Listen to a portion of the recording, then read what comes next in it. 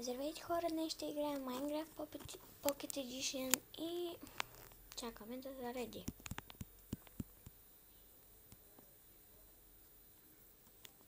Сега мето ни. Вече съм с този скин. Така.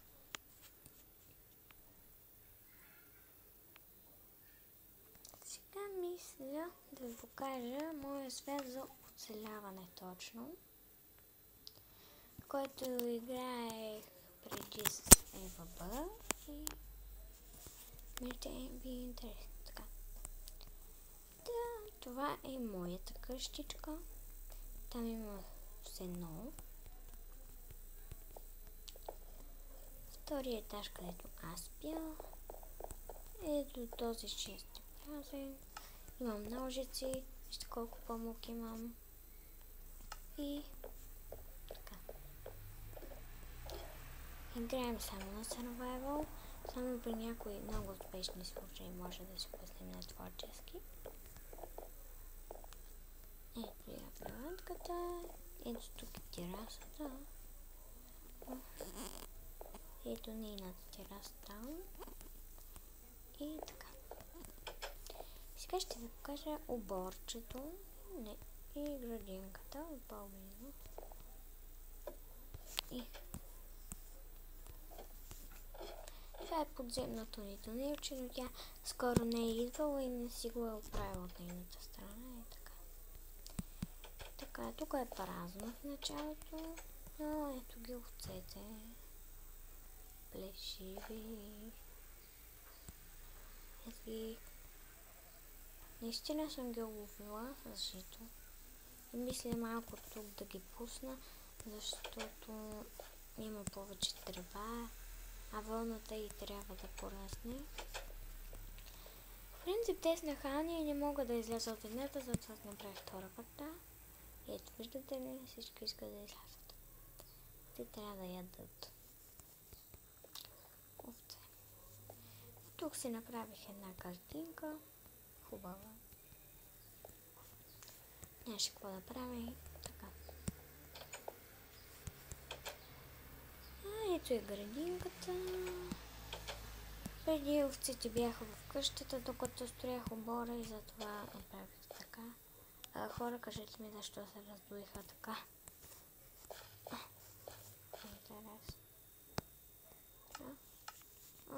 Интересно.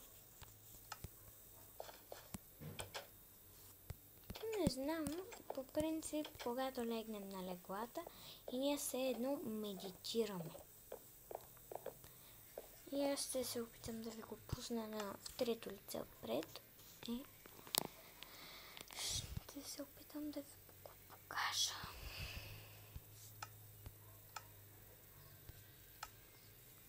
Ето така, ето ме. Само че малко по-трудно се ориентирам така.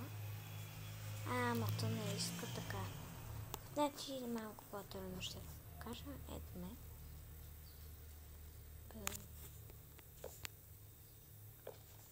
Да, сега ще ви покажа къщата на приятелката ми и нещата ми в другия част.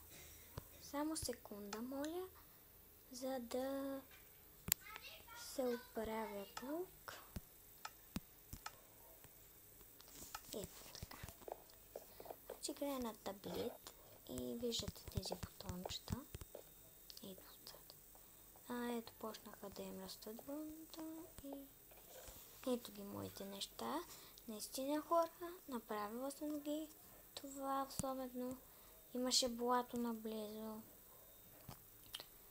И ако някой не ми вярва, негов проблем, защото аз го направих. Насякъде има съкровища. Ето вижте колко пещери има. Та вижте колко са дълбоки. И не знам просто как да не ги намеря. Да, така. Сега отиваме към къщата на Ева. Не е най-важен, но все така. Ето някои неща. Те другите са и в инвентара. Ето ги. Така, сега до втория етаж, тя спи на втория. Извинете. Така. Това малко не ми харесва, аз никога не си правя така стъклата. Слагам дърво, това е готина идея. И така. Там го направи за ловене на риба. И мисля, че лови. Така. Още не е готова, както виждате. Но не знам защо го направих на два реда. Просто ето тук сега ще вляза. Кой да стрижа? Ето стрижи. Де ти е памуката? Стриж. Стриж. Стриж.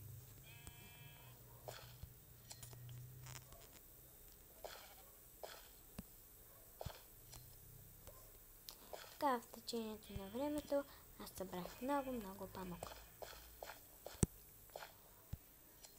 И дай ми! И ето тук пак пораснаха много бързо. Имам жица, за да ги премамям навънка вече. Имам жита! Сега една по една ще влязат, аз ще отида да затворя вратичката. Защо излязат? Те дали ще са сети? Бръснените овце са като бръснени овце. Тъпи са. Имат мозък на... Добре, не знам, няма ли мозък. Ще е кратунки. Той мозъка е ухото. Между другото, една не ме слушаше и се наложи да убия. Извинете, че го казах много. Ето. Така и аз не съм си направила броня, защото няма смисъл и просто не съм. И тази полушен камел от креатив.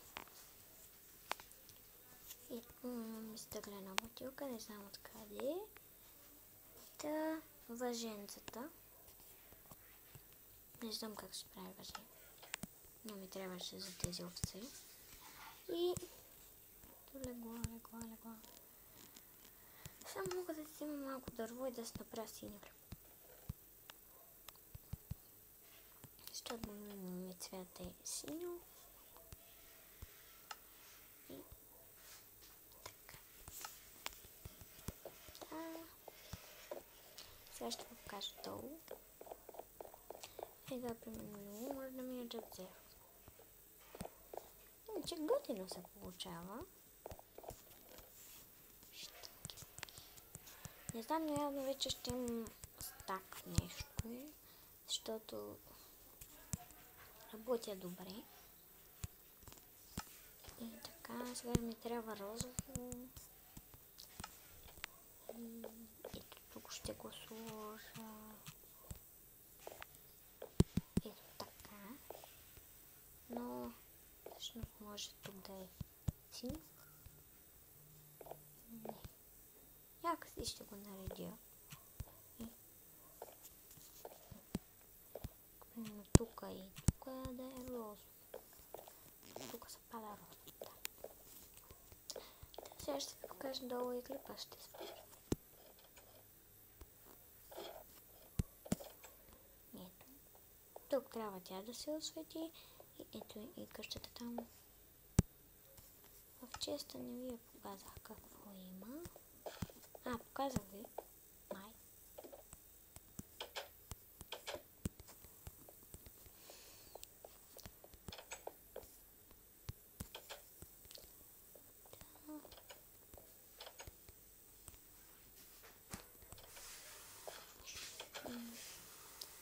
Благодаря, че ме гледахте и до нови срещи. Лайкнете и се абонирайте.